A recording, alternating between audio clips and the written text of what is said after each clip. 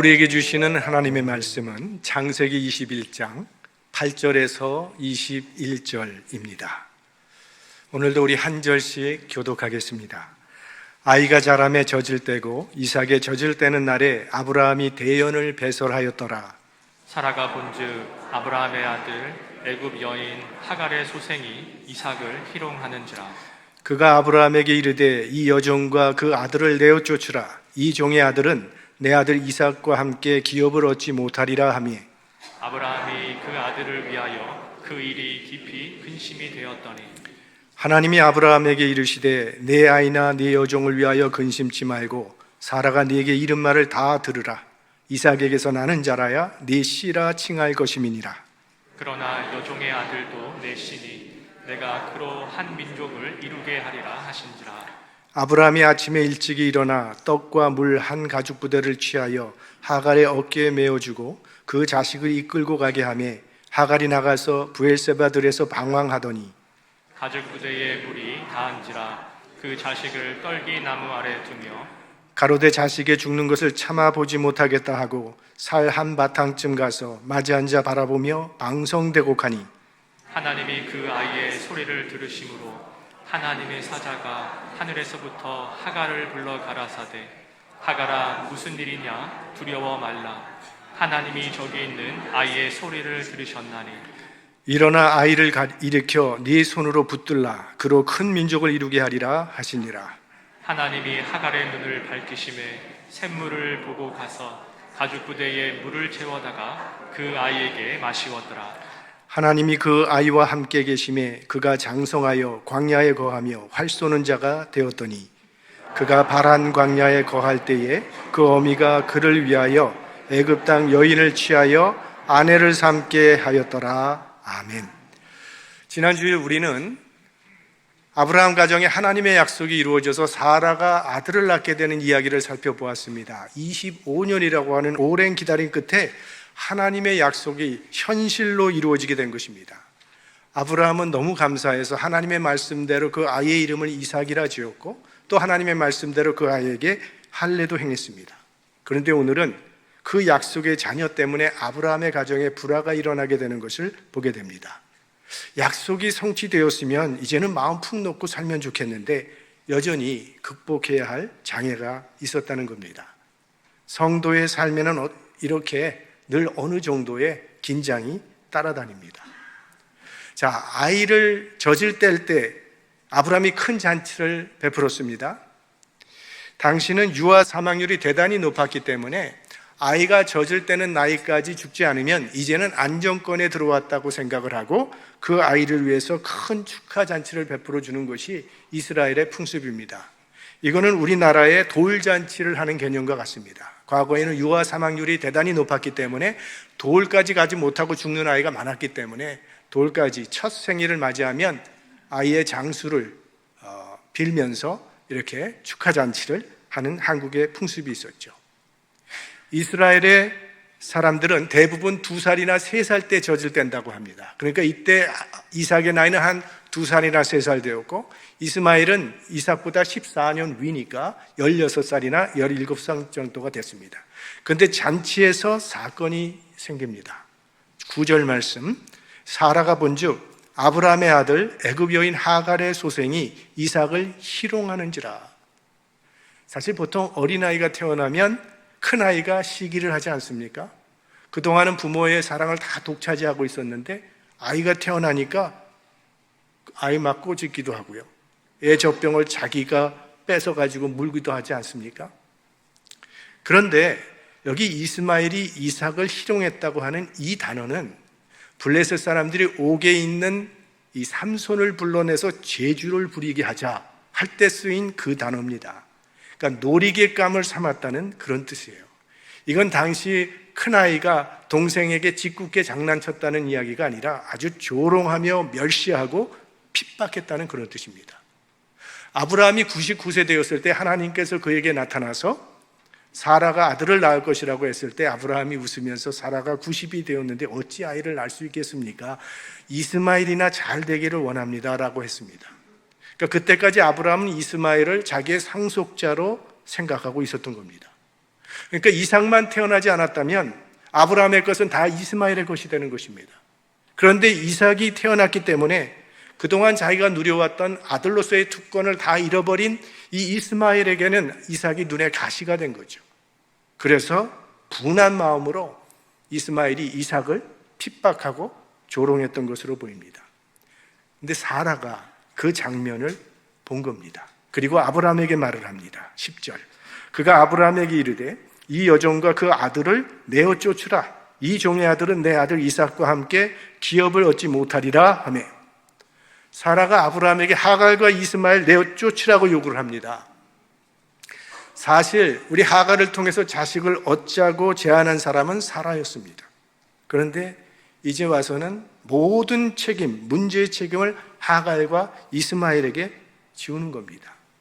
물론 이스마엘이 잘못한 것이 분명하지만 사라가 자신에게도 책임이 있다는 사실을 통감한다면 이처럼 매몰차게 내어쫓으라고 몰아붙일 수는 없는 일입니다. 이게 아브라함에게 깊은 근심이 되었다는 것입니다. 왜? 사라에게는 이스마엘이 종의 아들이지만 아브라함에게는 이스마엘도 자기 아들이기 때문입니다. 14년 동안 사랑했던 그 아들을 어찌 쉽게 버릴 수가 있겠습니까? 밤잠을 이루질 못했을 겁니다. 아브라함이 결정을 못하고 지체하면서 고민하니까 이제 하나님께서 개입하셔서 아브라함에게 방향을 제시해 주십니다. 12절. 하나님이 아브라함에게 이르시되 네 아이나 네 여종을 위하여 근심치 말고 사라가 네게 이른 말을 다 들으라. 이삭에게서 나는 자라야 네 씨라 칭할 것임이니라. 아브라함에게 사라의 요구를 다 들어주라고 하나님께서 말씀하십니다. 자, 이스마엘의 경솔한 행동과 사라의 매정함 때문에 지금 가족이 분리되는 지경에 이르렀지만 하나님께서는 이마저도 하나님의 약속을 이루시는 수단으로 삼으십니다. 이로써 이제 이삭은 명실공히 아브라함의 상속자로 그 지위가 확정되어지는 것입니다. 그렇다면 하나님도 사라 편을 들었다는 말인데 이 말씀을 우리가 어떻게 이해해야 되겠습니까? 하나님도 서자는 차별하신다는 겁니까?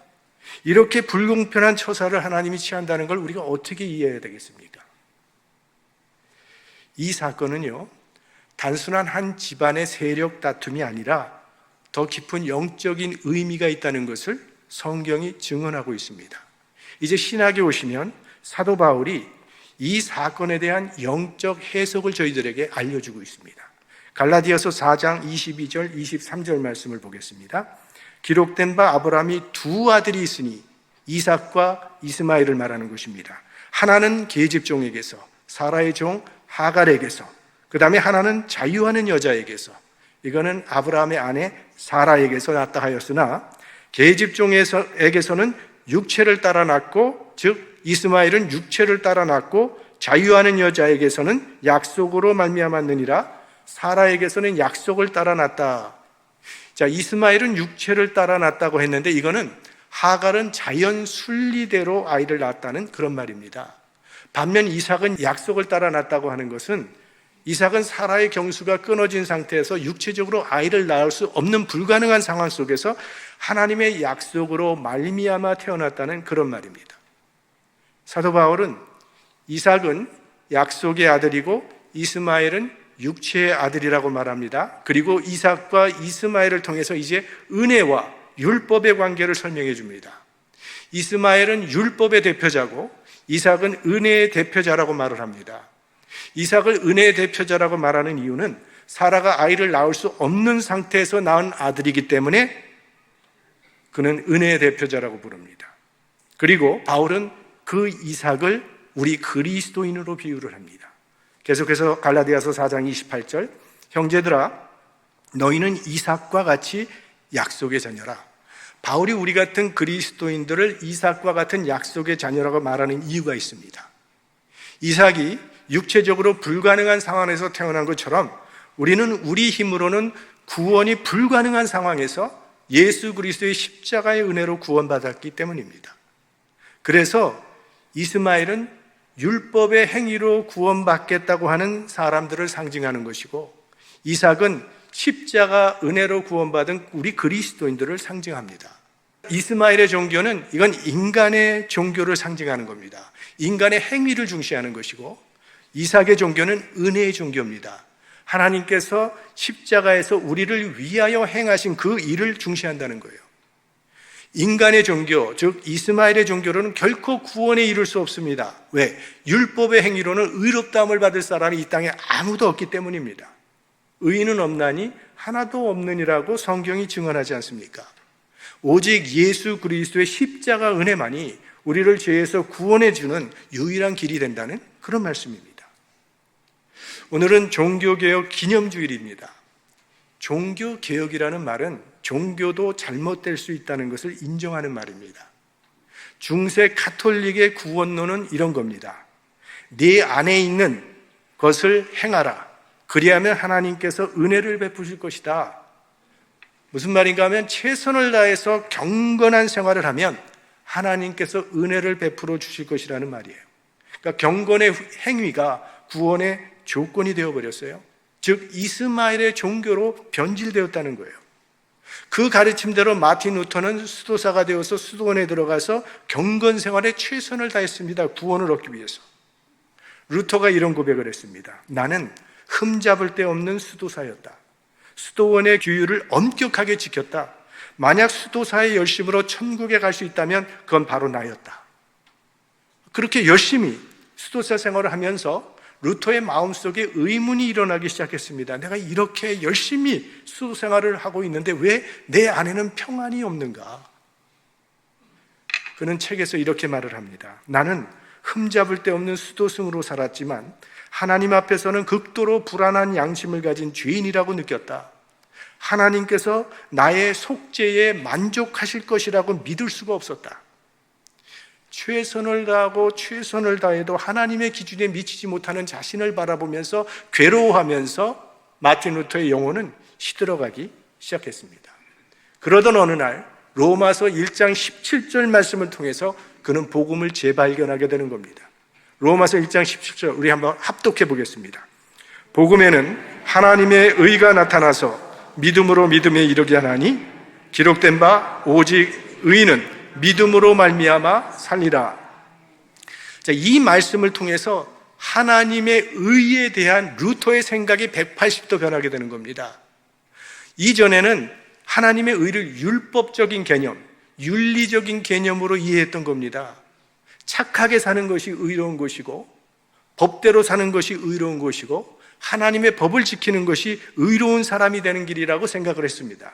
근데 문제는 누구도 하나님의 완벽한 기준에 도달할 수 있는 사람이 없다는 거죠.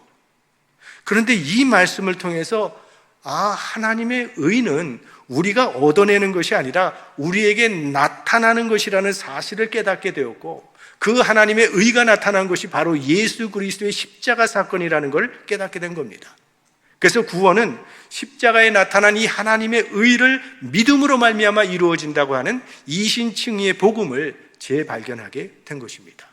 그리고는 루터가 고백을 합니다. 순간 나는 감옥을 깨고 나오는 것 같은 경험을 했고 낙원의 문이 활짝 열리는 평안을 경험했고 나는 거듭나는 체험을 했다. 그러니까 루터의 신학은 십자가의 신학입니다. 오직 믿음, 오직 은혜로 구원받는다는 거예요. 그러니까 종교개혁은 이스마엘의 종교로 변질된 기독교를 결국 이삭의 종교로 회복한 운동이라고 말할 수 있습니다. 계속해서 바울이 이런 말을 합니다. 갈라디아서 4장 29절 그러나 그때에 육체를 따라난 자가 성령을 따라난 자를 핍박한 것 같이 이제도 그러하도다. 바울은 창세기 21장 본문에 이스마엘이 이삭을 희롱한 것 같이 지금도 그러한 일이 일어나고 있다고 말을 합니다. 율법이라고 하는 것은 복음이 올 때까지 그 길을 인도해 주는 안내자, 즉 몽학 선생에 불과한 것인데 마치 율법이 구원의 능력이나 있는 것처럼 복음을 학대하고 있다는 그런 말씀이에요. 당시 갈라디아 교회에는 이 율법주의자들이 들어와서 예수 믿는 사람들을 향해서 믿음만으로는 구원받을 수 없고 할례도 행해야 되고 율법도 그대로 지켜야 구원받는다고 하면서 믿는 사람들을 핍박하고 있었다는 겁니다. 율법의 자녀들이 은혜의 자녀를 핍박하는 것은 이건 이스마엘이 이삭을 핍박하는 것 같다는 그런 말입니다. 자, 이스마엘이 이삭을 괴롭힐 때 하나님께서 해결책을 주셨다는 거예요. 갈라디아서 4장 30절, 그러나 성경이 무엇을 말하느냐? 계집종과 그 아들을 내어 쫓으라. 계집종의 아들이 자유하는 여자의 아들로 더불어 유업을 얻지 못하리라 하였나니라. 하나님께서는 이스마엘을 내어 쫓으라고 말씀하십니다. 이것은 율법의 저주는 끝났다는 말입니다. 율법은 율법을 지키지 못한 죄에 대해서 죽음을 요구합니다. 왜? 죄의 삭은 사망이기 때문이네. 그런데 예수 그리스도께서 우리 죄를 대신해서 십자가에서 죽으심으로 그 율법의 요구를 다 충족시켜 주셨습니다. 그러므로 더 이상 율법은 우리를 정죄할 수도 없고 우리를 저주할 수도 없다는 거예요. 예수 그리스도께서 우리를 율법의 저주로부터 해방시켜 주셨기 때문입니다. 그러니 다시는 율법의 멍에를 매지 말라 권유하는 거예요. 하나님 앞에서 점수 좀 따보겠다고 눈치 보는 종살이처럼 살지 말라는 거죠. 어떤 행위나 공로를 쌓아서 연락되려는 이 율법적인 삶에서 벗어나서 자유와 감격과 기쁨을 누리며 살라는 그런 말씀입니다. 우리는 하나님이 우리의 아버지라는 사실을 믿지만 우리 생활을 들여다보면 자녀답지 못한 모습을 우리는 발견하게 됩니다. 그래서 자격 미달이라는 생각 때문에 자유를 누리지 못하게 만드는 이스마엘이 우리 안에 있는 겁니다. 그 은혜 받은 기쁨과 감사와 감격으로 살지 못하고 이스마엘에게 눌려서 종의 삶을 살 때가 있다는 거예요. 하나님은 우리를 자녀로 받아주셨는데 우린 여전히 종처럼 살고 있다는 겁니다. 어떤 부모가 고아원에 가서 고아 하나를 그 집의 양자로 삼았습니다. 양자로 삼는 그 순간에 그 아이는 그 집의 자녀가 되는 거예요. 마음대로 먹을 수 있고 부모의 것이 다 자기가 것이 되는데 이 아이는 자기가 양자가 됐음에도 불구하고 이거 먹어도 됩니까? 저거 먹어도 됩니까? 하는 것과 같이 종살이를 하고 있다는 그런 말씀이에요. 그런 우리를 향해서 이스마엘을 내어 쫓으라. 우리에게 있는 이 죄의 멍에가 아무리 크고 무겁다 할지라도 예수 그리스도의 십자가의 은혜는 그보다 훨씬 더 크기 때문에 우리의 모든 죄를 넉넉히 덮어주고도 남는다고 하는 것이 복음입니다. 우린 도저히 하나님의 자녀로서의 삶을 감당할 수 없는 연약한 사람들입니다. 그런데도 하나님께서는 예수 그리스도 안에서 우리를 자녀로 인정해 주시고 우리를 의로운 자라고 선언해 주신다는 거예요. 거기서부터 기쁨과 감사와 감격과 자유가 나타나는 거죠. 하나님의 자녀된 것이 너무나 고맙고 감사해서 기쁨으로 섬기고 감사함으로 예배하며 자유와 행복을 누리는 것, 그것이 그리스도인의 삶입니다. 마틴 루터가 복음으로 거듭났을 때 그의 인생이 달라졌고 교회가 달라졌습니다. 이 마틴 루터를 변화시킨 복음이 우리들도 변화시키는 하나님의 능력이 되기를 바랍니다. 그러니까 오늘 하나님께서 이스마엘을 내보내라고 하신 건 이건 영적인 이유입니다. 이스마엘이 서자이기 때문에 내보내라고 하신 것이 아닙니다. 이삭을 통해서 먼 훗날에 메시아 예수 그리스도가 탄생하게 되심으로 구원이 성취될 것이기 때문에 내어 쫓으라고 하신 거예요. 자, 이제 다시 창세기 본문으로 돌아가 보겠습니다. 14절 말씀.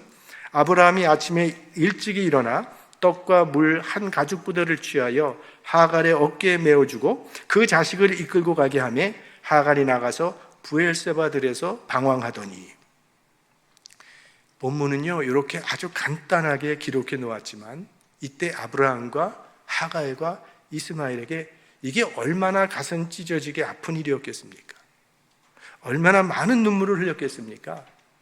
하갈은 비록 첩이지만 14년 동안 한 지붕 아래서 살았고 이스마엘은 이삭이 출생하기 전까지 아브라함은 마음에서 상속자로 생각했던 아들이에요. 그런데 갑자기 떡과 물든 가죽부대 하나만 달랑 어깨에 메어주고 사막으로 떠밀쳐 버려야 되는 이 아브라함의 심정이 어땠을지 생각해 보십시오.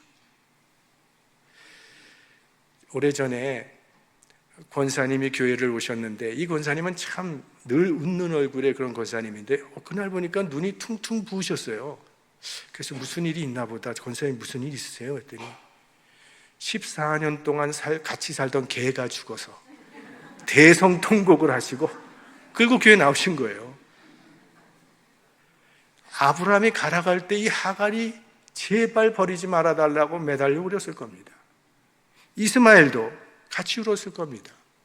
아브라함도 역시 말로는 떠나라가 하면서도 그러나 아브라함도 너무 슬퍼서 부둥켜 안고 울었을 겁니다.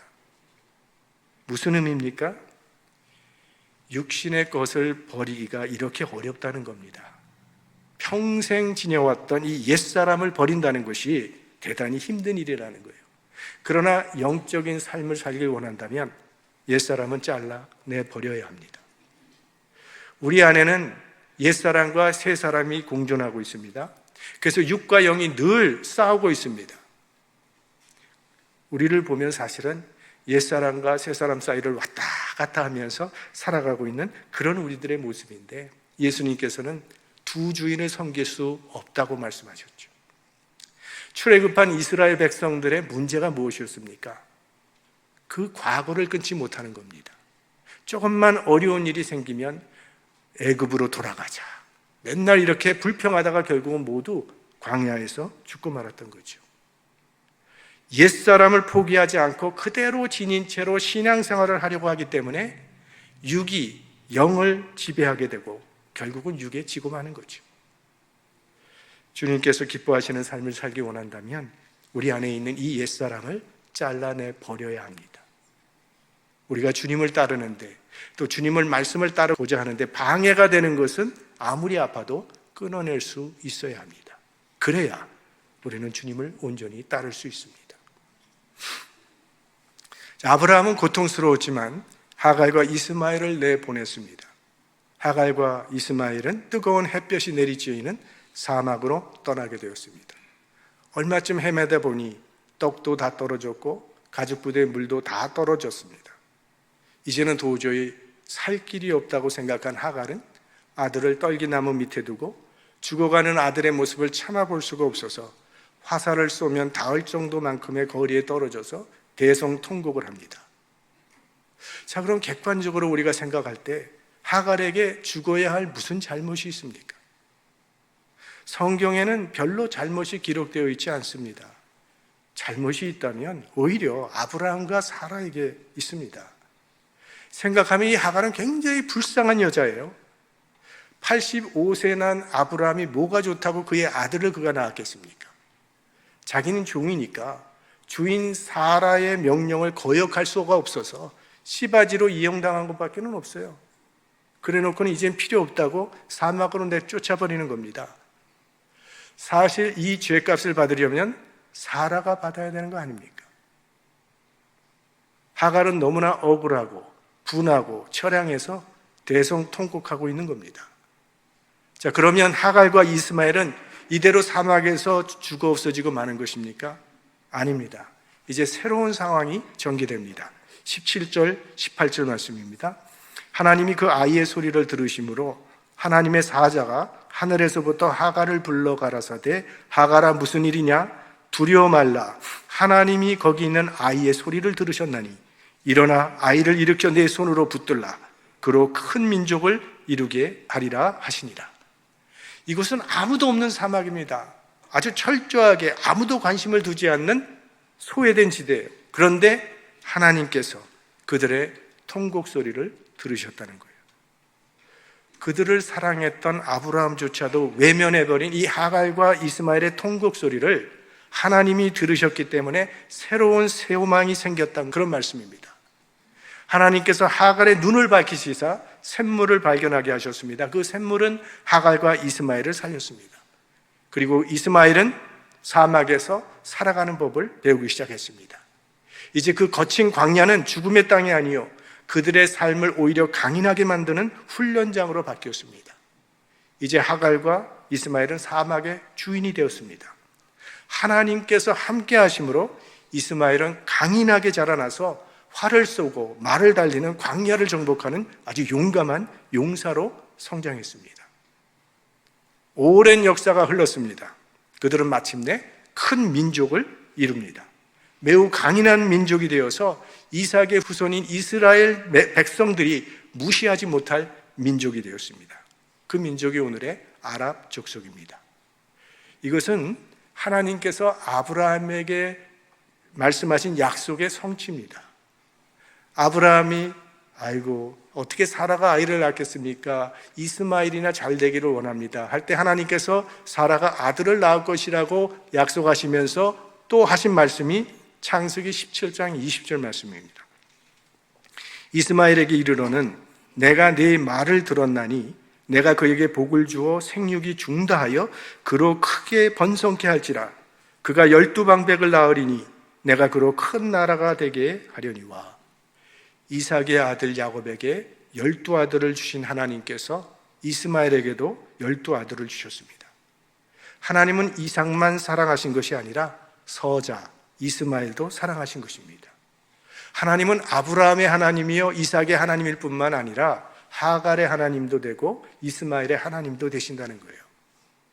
그러면 이 사건 속에 나타난 하나님의 섭리는 무엇입니까?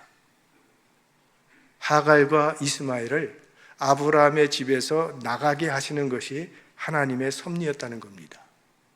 만약 하갈과 이스마엘이 아브라함의 집을 나오지 아니하고 함께 살았다면 그들은 평생 그 집의 서자로 멸시천대 받으면서 살다가 인생 끝났을 것이 분명합니다. 그 집을 쫓겨날 때 하갈과 이스마엘은 하나님도 우리를 버렸다고 생각했을 겁니다. 그러나 하나님께서는 그들을 쫓아내므로 그들을 살리신 것입니다. 하나님은 서자도 버리지 않는다는 것입니다. 이 성경 역사와 이 세상의 역사는 서자로 쫓겨난 사람이 쫓아낸 사람의 자리에 앉게 되는 것을 얼마든지 볼 수 있습니다. 솔로몬은 밧세바가 낳은 서자인데 하나님께서는 솔로몬을 왕으로 세우셨습니다. 흑인들이 미국 땅에 노예로 팔려오지 않았습니까? 온갖 학대와 고통을 당했습니다. 그런데 버락 오바마라고 하는 흑인이 미국 대통령을 지내게 됐고 지금도 흑인과 인도계의 혼혈인 카멜라 해리스가 미국의 부통령직을 수행하고 있습니다. 영국은 지난 주일에 리시 수낙이라고 하는 새로운 총리를 맡게 되었는데 이 사람은 인도 이민자의 아들입니다. 인도는 영국의 식민지였죠. 인도가 영국으로부터 독립한 지 75년이 지났더니 인도 이민자의 아들이 영국 총리가 된 것입니다. 지금 미국을 살고 있는 우리 이민자들의 위치를 정하자 그러면 우리는 서자나 다름이 없습니다. 민권운동으로 소수계들의 권리가 좀 증진되었다고는 말하지만 요즘 미국을 보십시오. 이 백인 우월주의 사상이 말과 행동으로 아주 공공연하게 표출되고 있지 않습니까? 타인종에 대한 혐오, 차별을 그대로 드러내고 있습니다. 길을 걷다가 뒤에 누가 가까이 따라오면 불안하다고 호소하는 한인들도 많이 있습니다. 어떻게 이 광야 같은 땅을 우리가 살아갈 수 있겠습니까? 하갈과 이스마엘을 살게 하신 하나님을 우리들도 신뢰하는 것입니다. 우리의 호소를 들어주시는 하나님이 계시다는 믿음을 가지고 살아가는 것입니다. 여러분의 삶에는 어떤 어려움이 있습니까? 사막에서 흘러내리는 말씀의 생수를 마시고 힘과 용기를 내십시오. 하갈과 이스마엘을 찾아오신 하나님께서 여러분의 삶의 현장에도 찾아오실 것입니다. 하나님은 결코 우리를 버리지 않고 오히려 더 강인한 믿음의 사람들로 세워주실 것입니다. 말씀을 마치겠습니다. 중동전쟁이 한참일 때 한 신문 기자가 중동전쟁의 시발점이라는 제목으로 기사를 하나 썼습니다. 그 사람의 해석은 이 중동전쟁은 오늘 이 창세기 21장에 나오는 아브라함의 가정 불화에서부터 시작돼서 수천 년 동안 계속되어진 이삭의 후손과 이스마엘의 후손의 전쟁이라고 그렇게 글을 썼습니다. 그러나 중동에서 일어나고 있는 전쟁들은 성경을 잘못 이해해서 생긴 싸움이라고 생각합니다. 하나님은 오늘 나타난 대로 이삭을 사랑할 뿐만이 아니라 이스마엘도 사랑하신다는 거예요. 이스라엘 민족뿐만 아니라 아람 민족도 사랑하십니다. 오늘 본문에 나타난 싸움은 이건 영적인 싸움이지 물리적인 싸움을 의미하는 것이 아닙니다. 오늘 갈라선 이 이삭과 이스마엘은 영원히 서로를 증오하며 원수로 살지는 않았다는 것을 성경을 통해서 알 수 있습니다. 이제 창세기 25장에 가시면 아브라함이 죽습니다. 아브라함이 죽으니까 이삭과 이스마엘이 눈물을 흘리며 같은 마음으로 아버지의 장례를 지내주는 이야기가 나옵니다. 하나님의 뜻은 이삭과 이스마엘의 평화적 공존입니다. 이삭도 살고 이스마엘도 사는 것이 하나님의 뜻이지, 하나는 살고 하나는 죽는 게 하나님의 뜻이 아니라는 거죠. 예수님께서는 내 이웃을 내 몸과 같이 사랑하라 하셨습니다. 예수님께서 말씀하신 그 이웃은 이삭만 아니라 이스마엘도 포함을 하고 흑인과 백인과 황인도 모두 포함된다는 그 사실을 깨달을 때 이 땅에는 참된 평화가 이루어지게 될 것입니다. 우리 안에 있는 이 옛사람을 내어 쫓아버림으로 우리 영혼 가운데 평화가 이루어지고 이웃을 내 몸과 같이 사랑함으로 이 땅에 평화가 이루어지기를 평화의 왕 예수 그리스도의 이름으로 축원합니다.